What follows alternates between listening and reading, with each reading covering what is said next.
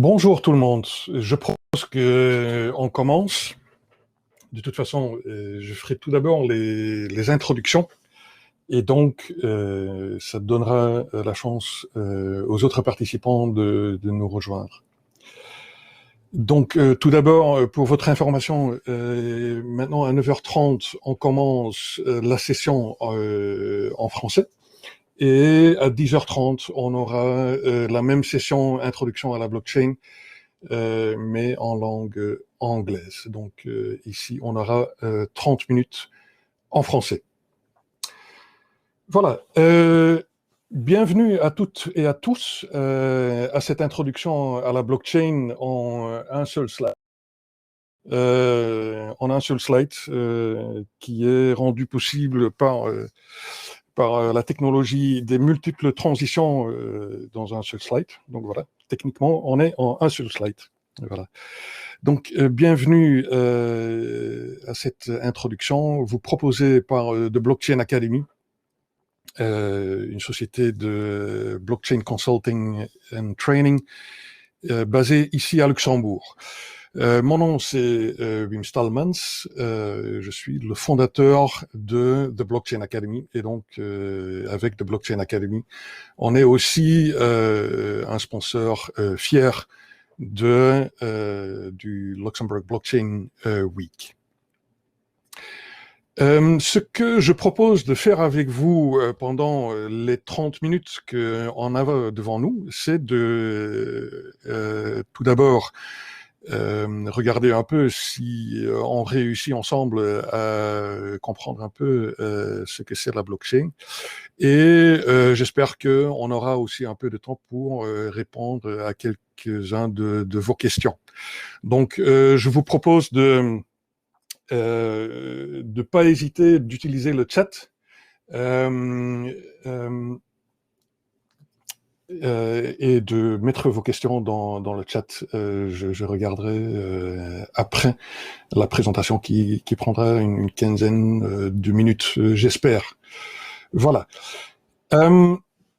Donc, entrons dans le vif du sujet. Avec une première question. Donc, on va avoir deux parties dans la présentation. Dans cette introduction à la blockchain en un slide. Tout d'abord, on va se poser la question qu'est-ce que c'est la blockchain? Et deuxième partie, on va regarder comment cette blockchain fonctionne. D'accord? Donc, première question, qu'est-ce que c'est la blockchain? Ben, à la base, la blockchain est quelque chose d'assez simple et en même temps très fondamental. Simple parce que c'est un journal de transactions. Donc, vous pouvez imaginer ça comme un tableau Excel qui est très simple dans sa structure. Et sur chaque ligne, on a une transaction qui décrit le transfert d'un avoir d'une personne à une autre ou d'une entité à une autre entité. Et comme ça, on a sur chaque ligne une nouvelle transaction. Ben, pourquoi les journaux de transactions sont fondamentaux? Simplement parce que ils constituent la référence absolue dans notre société et dans notre économie pour prouver notre propriété de nos biens. D'accord? Et ça peut être des biens tangibles, comme des maisons, des voitures, des ordinateurs, des vélos, voilà, jusqu'aux biens intangibles. Donc, ça peut être de la propriété intellectuelle, ça peut être nos données personnelles, même nos traces digitales. C'est un bien qui vaut quelque chose, qui a une propriété. Et donc, même ça réside quelque part dans des journaux de transactions. Voilà. Donc ça, c'est la simplicité et en même temps la fondamentalité des journaux de transactions. Maintenant, traditionnellement, ces journaux de transactions sont maintenus et gérés par ce qu'on appelle des parties tierces de confiance.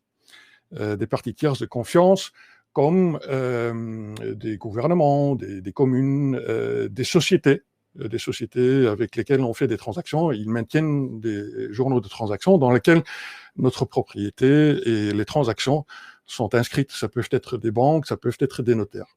Donc, ce sont des parties tierces de confiance qui sont propriétaires de leur base de données dans laquelle est inscrit le consensus sur qui possède quoi. D'accord? Et donc, c'est dans notre économie et notre société la référence absolue pour la preuve de nos propriétés, de notre propriété. D'accord? Maintenant, c'est quoi la différence avec la blockchain?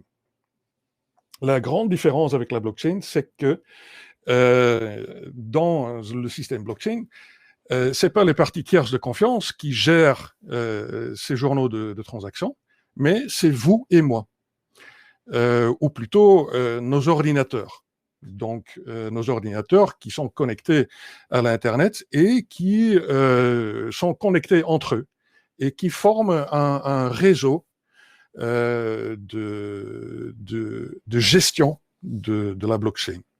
Et dans ce réseau, chacun, avec son ordinateur, peut downloader différents types de logiciels. Il y a 3 types de logiciels. Il y a le logiciel qui vous permet d'être un utilisateur dans le système. Il y a un logiciel qui vous permet d'être un vérificateur dans le système blockchain. Et il y a un logiciel qui vous permet de devenir un créateur de blocs. D'accord? Donc, c'est ça la grande différence entre les journaux de transactions traditionnels et les journaux de transactions blockchain. Voilà. Maintenant, voilà, on a répondu à la première question. Qu'est-ce que la blockchain? Vient la deuxième question, comment ça fonctionne? Donc, dans le schéma précédent, on a vu ce globe bleu avec nos ordinateurs qui sont reliés entre eux à travers l'Internet et qui forment un réseau. Faisons un focus de nouveau sur, voilà, vous voyez, vous imaginez le monde en bleu devant vous. Et on va faire un focus sur ces 3 types de logiciels que chacun d'entre nous peut downloader sur son ordinateur pour devenir participant dans ce système d'utilisation et de gestion blockchain. Maintenant, avant d'avoir et d'entrer dans l'analyse de cet aperçu opérationnel, il faut tout d'abord noter que on parle ici d'une blockchain publique pour laquelle il n'y a pas besoin de permission pour participer. Donc ça, c'est un peu la blockchain la plus connue. C'est la blockchain derrière la première application blockchain qui est le Bitcoin, la cryptocurrency Bitcoin. D'accord? Et je signale déjà maintenant que le cœur de ce blockchain, c'est sa règle de consensus. On verra un peu plus tard l'importance de cette règle de consensus. Mais donc, commençons déjà par la nommer. Cette règle de consensus blockchain dit que la seule blockchain véritable, la seule blockchain qui contient la vérité sur les transactions, c'est la blockchain la plus longue produite par Proof of Work. Proof of Work, ou en français, je ne suis pas sûr si on peut le traduire littéralement comme ça, preuve de travail. D'accord?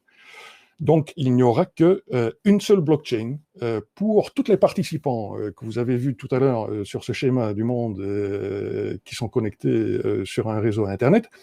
Il n'y aura qu'une seule blockchain, c'est la blockchain qui contient le plus de blocs. Le plus de blocs, c'est la blockchain qui est la plus longue. D'accord? Et cette blockchain doit être produite par le Proof of Work. Vous voyez ici. Bon, regardons aussi rapidement la légende. Donc, on verra dans l'analyse, l'aperçu opérationnel, on verra apparaître trois types de flèches, des flèches bleues, des flèches pourpres et des flèches vertes. Les flèches bleues indiquent les flux de transactions et les flux de blocs. Voilà. Donc, ce seront les flèches qui seront le plus présents. Les flèches pourpres concernent les échanges d'informations. Et les flèches vertes indiquent les flux monétaires et les flux économiques. Voilà. Donc, vous voyez ici devant vous ces trois types de participants ou ces trois types de logiciels que chacun d'entre nous peut downloader sur son ordinateur pour devenir participant dans le réseau et donc assumer un des trois rôles. Et le premier rôle, c'est le rôle d'utilisateur. D'accord ? Très souvent, on entend parler en anglais de wallet, en français, les porte-monnaies. Donc, c'est un logiciel qui va vous permettre de participer dans la création de transactions et de participer dans la possession de vos avoirs sur une blockchain. D'accord ? Donc, ça, c'est votre logiciel d'utilisateur, votre porte-monnaie. Ensuite, il y a le logiciel qui vous permet de participer en tant que vérificateur. Donc, chacun d'entre nous peut devenir vérificateur dans ce réseau blockchain. Voilà. Et donc, très souvent, on entend parler en anglais, nodes, en français, des nœuds. Mais en réalité, la fonctionnalité première des nodes, c'est de vérifier les transactions et de vérifier les blocs. En troisième instance, on a les créateurs de blocs, populairement connus par la dénomination mineurs, ou en anglais miners. Donc les miners, c'est ceux qui vont créer un bloc et qui vont un bloc de transactions. C'est comparable avec une page dans un journal de transactions. Donc, un bloc regroupe simplement un certain nombre de transactions. Donc, c'est comme rajouter une page dans un grand livre, un journal de transactions. Voilà. Donc, ça aussi, c'est un logiciel que vous pouvez downloader sur votre ordinateur et vous pouvez participer en tant que créateur de blocs. Voilà. Maintenant, ce système de gestion collective d'un journal de transactions blockchain n'existe pas indépendamment d'une économie réelle. Donc, indiquons ici notre société et notre économie réelle, et donc on verra l'interaction de ce système de gestion de transactions en blockchain avec notre société et notre économie. Et voilà, c'est à partir d'ici qu'on a mis en place tous les éléments qui vont nous permettre de suivre tous les flux opérationnels et j'espère de comprendre comment fonctionne un système blockchain. Et donc, il y a une première flèche qui part ici en haut, vous voyez, à partir de l'économie réelle, une flèche de flux monétaire vers les créateurs de blocs. Et ça représente un investissement par les mineurs, par les miners, dans du matériel de calcul et dans l'électricité pour faire tourner ce matériel de calcul. On verra un peu plus tard que les créateurs de blocs, ils ont besoin d'une capacité de calcul et une capacité d'ordinateur très important, et donc ça constitue aussi un investissement très important. On verra que c'est cet investissement qui force les créateurs de blocs à livrer du travail honnête et ne pas insérer des transactions frauduleuses dans ce qu'ils proposent, parce que leur travail sera vérifié par les vérificateurs, et donc s'ils font un travail incorrect, ils n'auront pas un retour sur investissement. D'accord? Donc voilà, ça c'est la première flèche. Concentrons-nous maintenant sur, tout d'abord, ce logiciel qui nous permet de participer dans le réseau en tant qu'utilisateur. Donc, ce logiciel qui s'appelle Wallet en anglais, porte-monnaie en français.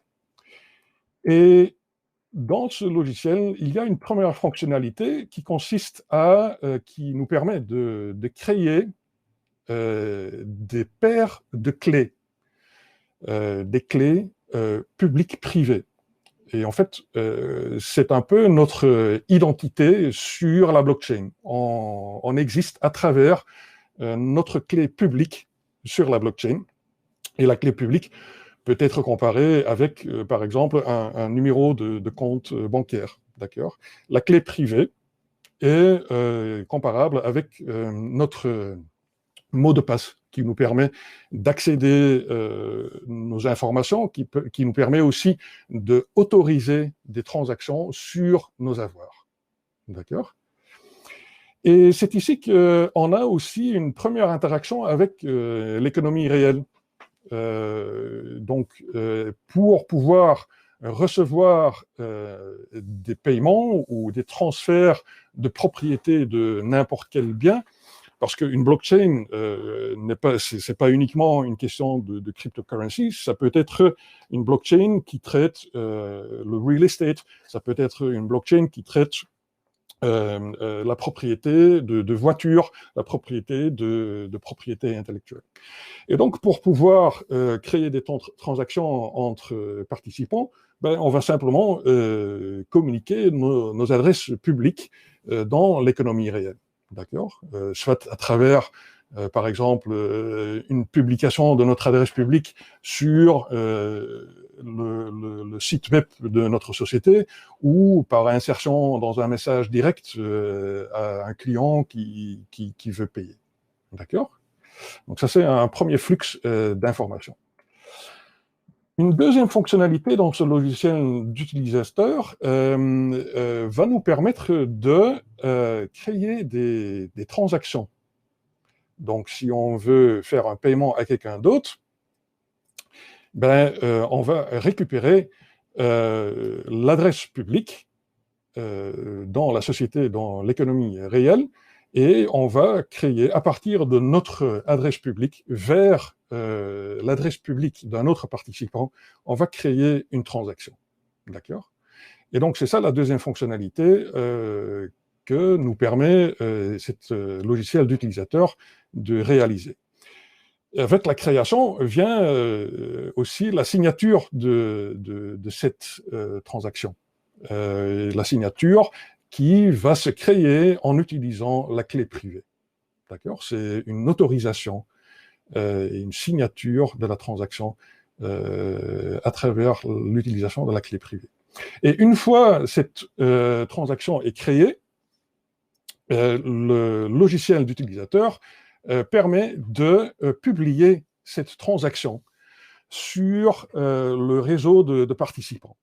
Et donc, cette transaction va être envoyée vers un vérificateur qui, dans le réseau, est le plus proche. D'accord ? Donc, un premier vérificateur, on va recevoir cette nouvelle transaction. Et la première chose que ce vérificateur il va faire, c'est aussi partager cette nouvelle transaction avec ses voisins, avec les autres vérificateurs dans le réseau. Et c'est ainsi qu'une nouvelle transaction, en fraction de seconde, est partagée entre tous les vérificateurs qui sont répartis globalement dans le réseau. D'accord ?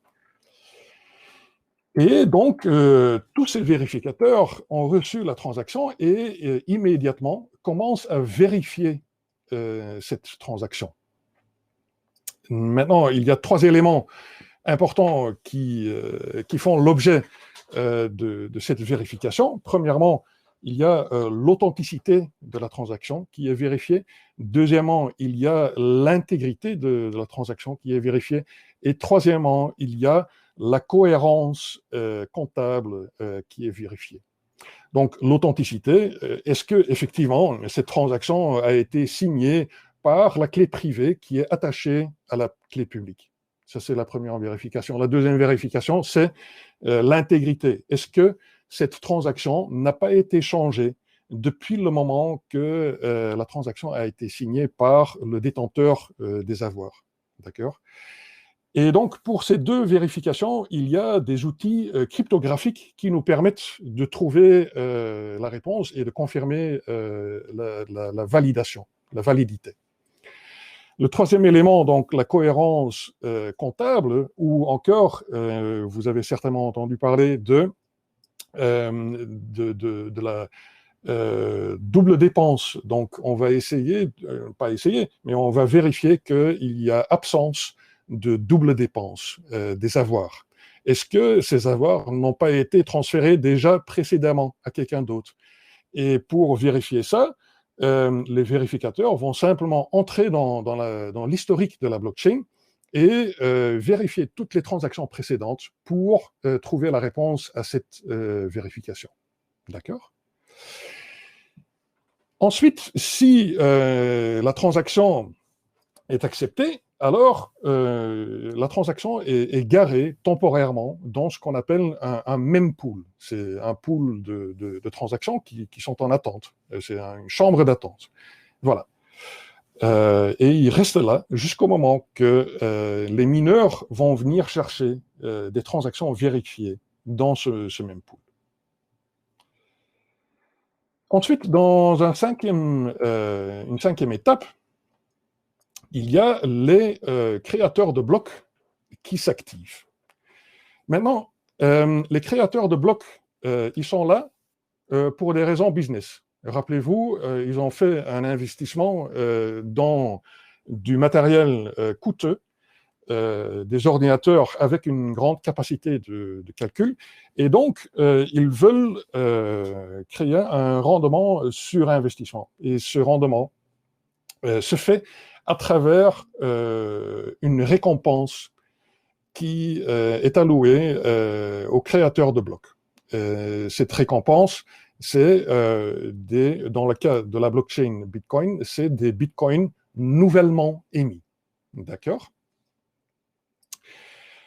Maintenant, ce qui est important de comprendre, c'est que le travail de créateur de blocs se fait selon et dans la contrainte de la règle de consensus qu'on a nommée tout à l'heure, qui dit que la seule blockchain véritable est la blockchain la plus longue produite par proof of work ou preuve de travail. Donc, ça veut dire que il n'y a qu'un seul bloc qui pourra transformer la blockchain la plus longue existante en nouvelle blockchain la plus longue. D'accord? Et donc, ça crée un contexte de course entre les créateurs de blocs, entre les mineurs. D'accord? Et donc, le créateur de blocs qui résout, et on verra en quoi ça consiste, qui résout comme premier son bloc, c'est lui qui va pouvoir proposer ce bloc au vérificateur pour prise en considération et insertion dans la nouvelle blockchain la plus longue. Voilà. Regardons maintenant en quoi consiste ce travail de création de blocs par les mineurs. Donc, premièrement, un mineur, donc encore une fois, un bloc, c'est l'équivalent d'une page dans un grand livre dans lequel on va insérer des transactions jusqu'au moment que cette page est remplie. Maintenant, une particularité ici, c'est que un mineur va pouvoir insérer la récompense qu'il recevra lui-même. Bon, ça se fait selon les règles qui sont déterminées dans le protocole, et donc les vérificateurs vont aussi vérifier après si cette auto-allocation de la récompense est faite correctement, si le montant défini dans les règles du protocole est respecté. D'accord? Donc ça, c'est une transaction qui, dans le journal de transaction, écrit du système, du protocole vers la clé publique du mineur un montant X pour la blockchain Bitcoin, X Bitcoin nouvellement créé, nouvellement émis. D'accord? Donc ça, c'est la première transaction que les mineurs vont insérer. Ensuite, les mineurs vont sélectionner des transactions dans le pool de transactions des vérificateurs. Donc souvent, un créateur de bloc a aussi installé le logiciel de vérificateur sur son ordinateur, lui permettant de sélectionner des transactions dans le pool des transactions vérifiées. Si il n'a pas de logiciel de vérificateur, alors il va pouvoir accéder le pool de transactions vérifiées d'autres nœuds dans le réseau. Et donc, le mineur insère des transactions dans son bloc jusqu'au moment que ce bloc est rempli. Un peu comme la page dans le grand livre. Si la page est remplie, alors ça se termine là. Donc, ça veut aussi dire que le mineur va sélectionner les transactions qui contiennent des fees, des frais les plus élevés. Donc, chaque utilisateur, dans la création de transactions, est libre d'insérer des fiches qui seront récupérées par les créateurs de blocs. Donc, les créateurs de blocs vont sélectionner dans le même pool les transactions avec les fees les plus élevés. Vous comprenez? Ça maximise son rendement sur investissement. D'accord? Ensuite, le mineur, le créateur de bloc, va devoir générer une signature de ce bloc. Et cette signature de ce bloc n'est pas connue d'avance. C'est en fait une signature de bloc qui est très difficilement trouvable et nécessite une capacité de calcul d'ordinateur immense. Donc, c'est une signature que le mineur va trouver en faisant du trial and error. Erreur, essai et erreur. Je ne sais pas si ça se traduit comme ça en français. Donc, il va faire une itération dans un champ particulier qu'on n'a pas montré ici, qui s'appelle le champ nonce, qui est l'abréviation de number used once en anglais. Donc, number used once, un numéro utilisé une seule fois. Et donc, c'est ce numéro utilisé une seule fois qui va générer une signature correcte pour ce bloc. Et donc, c'est extrêmement difficile de trouver ce numéro. Et donc, ce qui se passe ici, c'est que cette capacité de calcul que les mineurs utilisent va tourner et chercher ce numéro. Et donc, par ce travail, le mineur, il prouve qu'il a fait un travail énorme. Et pas uniquement un travail énorme, il prouve aussi qu'il a fait un investissement énorme. Et qu'il a intérêt à insérer dans le bloc des transactions et du contenu honnête. Parce qu'on verra, le travail d'un mineur va être vérifié par les nœuds, et donc son bloc dépendra de l'acceptation des vérificateurs pour insertion dans la blockchain la plus longue. Donc, s'il insère des transactions malhonnêtes, alors son bloc sera rejeté par les vérificateurs, et donc il n'aura pas de retour sur investissement à travers la transaction de récompense. OK? Et donc, c'est ça qu'on appelle le mining, ou encore le proof of work. Le mineur a prouvé qu'il a investi beaucoup d'argent, beaucoup de sueur, beaucoup de travail dans la signature de ce bloc.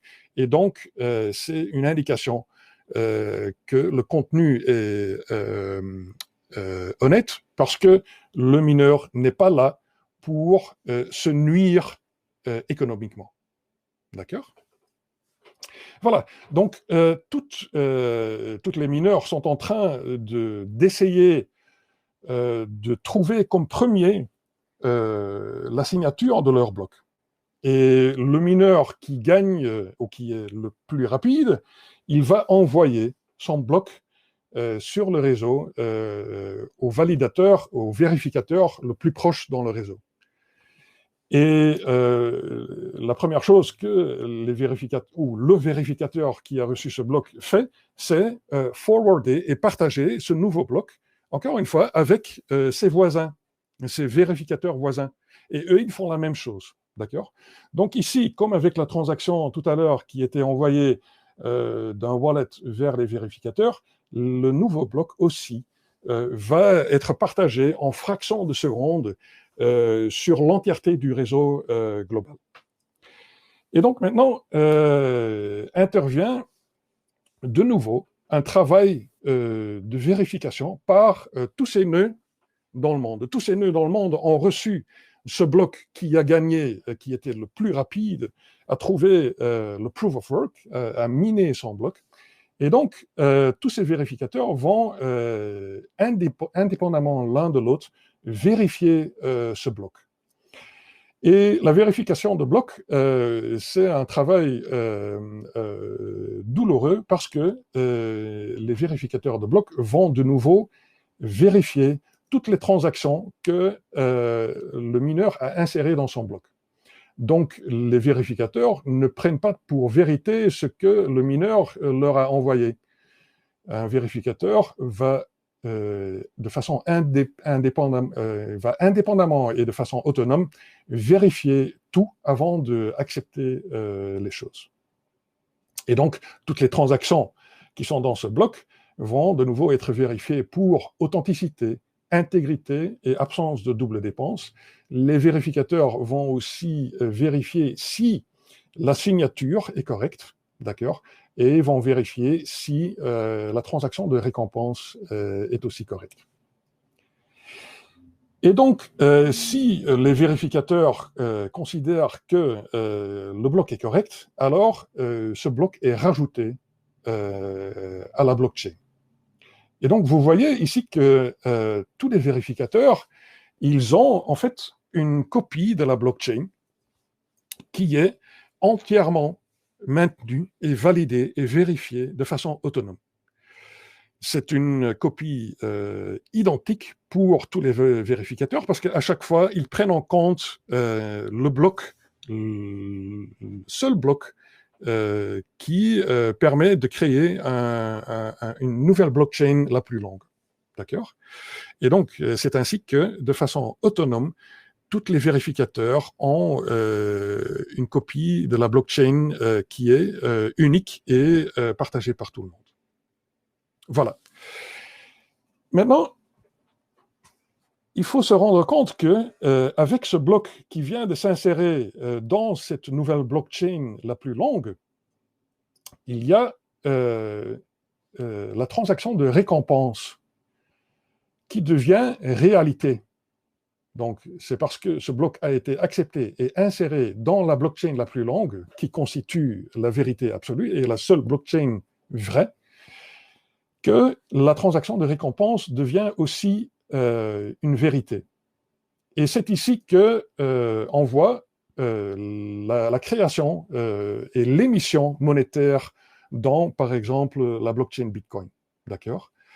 C'est à travers du wallet du mineur que ces bitcoins ou autres récompenses nouvellement créées fait son entrée dans, ou potentiellement fait son entrée dans l'économie et la société réelle. D'accord ? Donc là, le mineur a à sa disposition les bitcoins nouvellement créés et peut les utiliser dans la création de transactions. Et c'est ainsi que les bitcoins font leur entrée dans l'économie et la société. Un dernier point à signaler, c'est que avec cette blockchain, ce journal de transactions, toutes les transactions qui ont lieu dans une économie qui est gérée à travers ce système blockchain, donc la blockchain devient une source unique de vérité transactionnelle qui est partagée presque en temps réel avec tous les participants. Voilà. Et donc, ça crée plein d'opportunités pour gain d'efficacité et aussi pour la création de nouveaux modèles de création de valeur. Voilà, donc ça c'est la deuxième partie de notre exposé. On a répondu à la question qu'est-ce que c'est la blockchain et on a vu cet aperçu opérationnel. Donc j'espère que ça vous a apporté une certaine compréhension. C'est assez complexe, mais voilà, dans sa totalité, globalement, une fois qu'on voit les interactions, ça permet quand même de mieux capter l'intérêt et le fonctionnement du système blockchain. Je regarde le temps.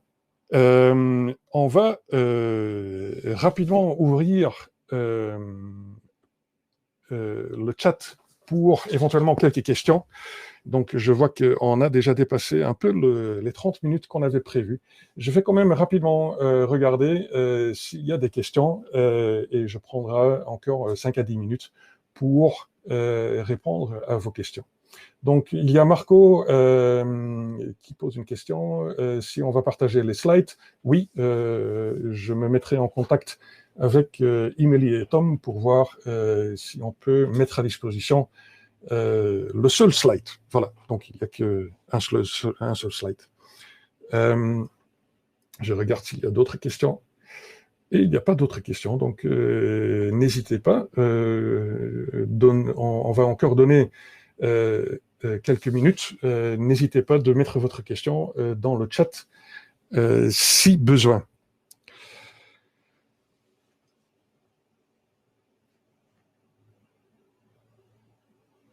Donc, je vous invite aussi de visiter notre site web.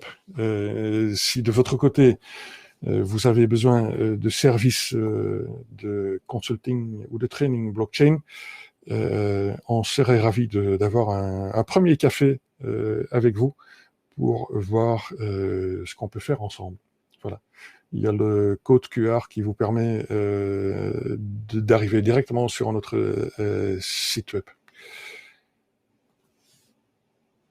Je regarde si je ne vois pas de questions. Donc, dans ce cas-là, je propose qu'on conclue ici. J'espère que ça vous a apporté une meilleure compréhension de la blockchain. Et il me reste uniquement à vous souhaiter encore une bonne semaine et plein de séances avec plein de insights et de révélations blockchain. Un grand merci pour votre participation et je vous souhaite une bonne journée. Merci beaucoup. Au revoir.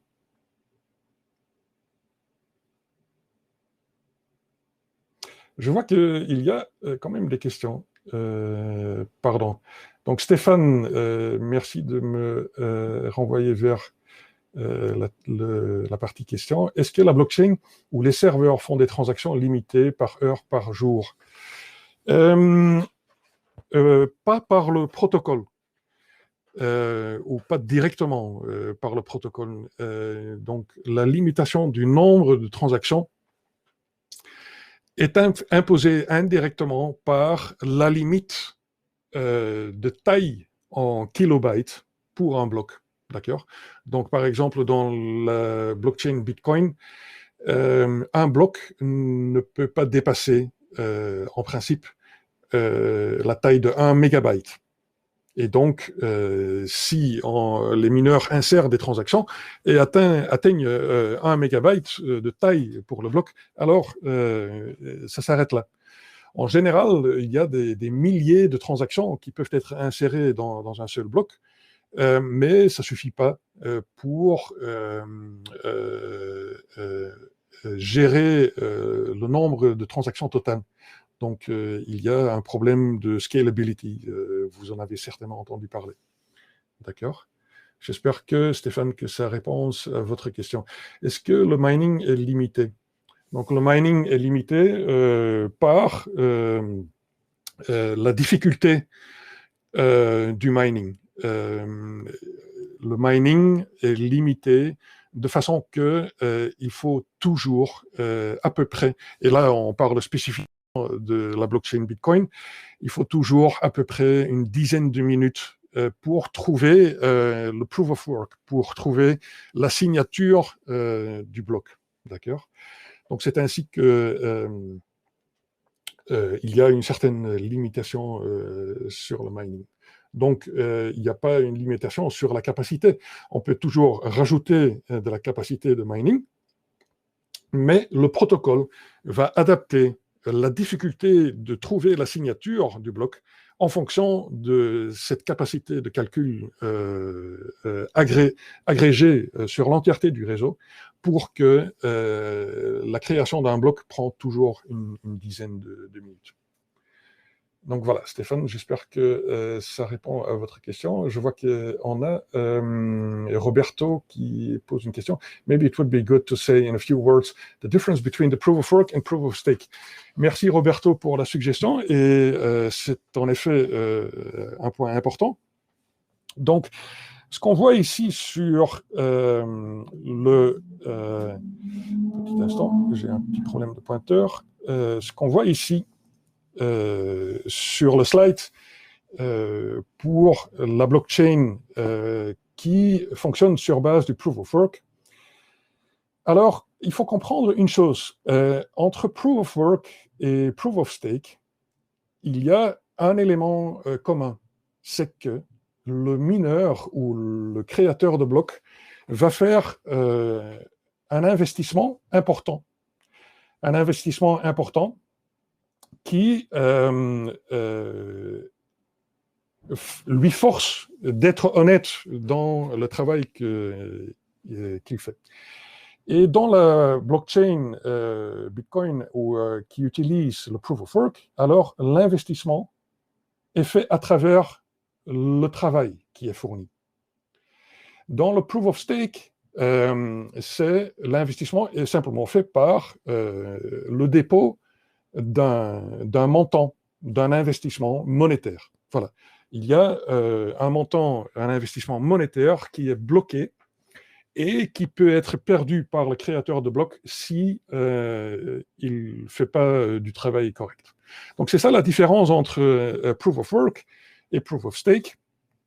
Tous les deux requièrent que de la part des créateurs de blocs, il y a un investissement important pour qu'il y ait une motivation business, une motivation économique pour fournir du travail honnête. Pour le proof of work, l'investissement est fait à travers l'investissement dans du matériel de calcul et de l'électricité, l'investissement dans le travail de calculer et de trouver cette signature de bloc. Et dans le proof of stake, c'est simplement un dépôt monétaire qui est bloqué comme investissement et qui est renvoyé avec une récompense en supplément si le travail fourni par le mineur ou le créateur de bloc est fait correctement. Voilà. J'espère que ça répond à la question, Roberto. Pedro demande what are the incentives of the verifiers? Donc, la motivation des vérificateurs est d'être un vérificateur. Voilà. De faire partie d'un protocole de transaction avec lequel on est en accord et avec lequel on voit un avenir, on veut être un acteur principal dans l'existence de systèmes de transactions. Voilà. Et donc, être vérificateur vous-même, c'est l'élément qui vous permet d'avoir confiance totale dans la blockchain parce que vous avez une copie de la blockchain sur votre ordinateur, vous l'avez entièrement vérifié de façon indépendante et autonome. Et donc, la motivation du vérificateur, c'est un peu d'être votre propre banquier. Voilà, vous avez la base de données sur votre ordinateur, vous avez la vérité absolue du journal de transaction et vous l'avez vérifié vous-même. Voilà. J'espère que ça répond à la question, Pedro. Je regarde s'il y a d'autres questions. Non. Et je regarde aussi le temps. Il est 10h18. Je propose qu'on conclue ici. On est dispo pour continuer à discuter en networking ou en dehors. Donc, je vous souhaite une agréable continuation de cette Luxembourg Blockchain Week. Merci tout le monde et au revoir. Bye bye.